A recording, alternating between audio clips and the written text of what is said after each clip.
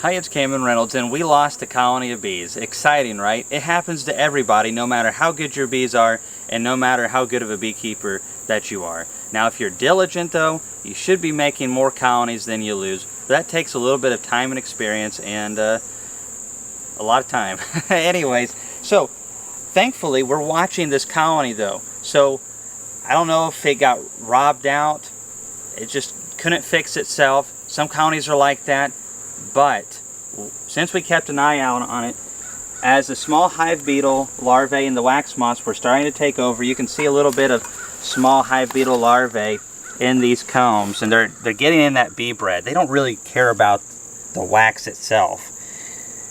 It may look like that, but usually that's because it's old brood wax that has remnants of larval casings, and they go through their metamorphosis. That's why the combs get darker over time.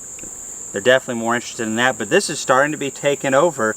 But if we came back another 2 weeks from now, between the wax moths and the beetles, we'd probably lose almost all of these combs right here, and that would be just a shame and a waste. A lot of these combs aren't even 3 years old yet, and they can be salvaged. One, you could just stick these in the freezer, or you could just shake them out. They're not so bad right now. There's just the beginning stages of issues. I shook already a lot of the small hive beetle larvae out, but there's some over in here just running around looking for food.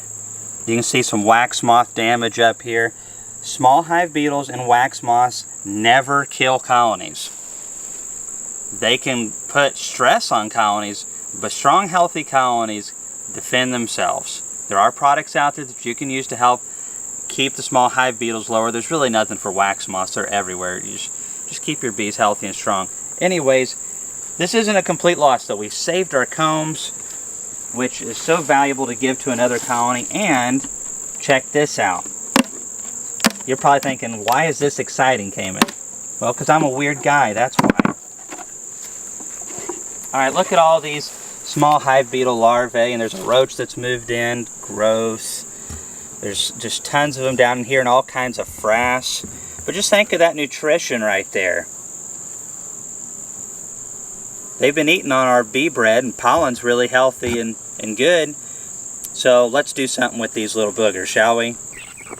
Well, we're out of the bee yard and in the chicken yard, and they're working together to eliminate these small hive beetles. We got larvae all over the place down in here. We'll show you in just a second. Those chickens are going crazy over them. I'd say there was at least 700 to 1,000 larvae in this bottom board, and that's a problem because if they get to a certain age, hop off and go into the ground, that is a potential boatload of beetles that can come into our hives and cause all kinds of problems.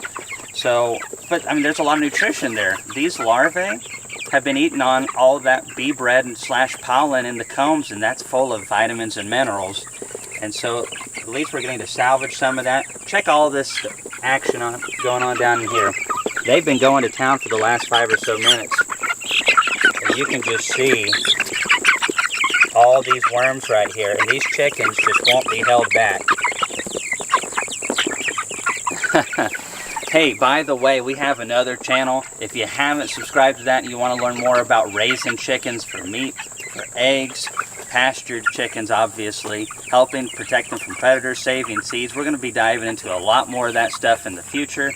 Right now we're doing a lot of preparation, but we started uploading videos. And if you want to learn more about how to raise healthy food for yourself, keep your animals in better shape, kind of get a little bit more food security in these crazy times, then don't forget to subscribe to that, and that is going to be pinned in the comments below at the very top. You'll see my name, and you'll see a video. You can click that link to the video, and you can subscribe if you feel like it.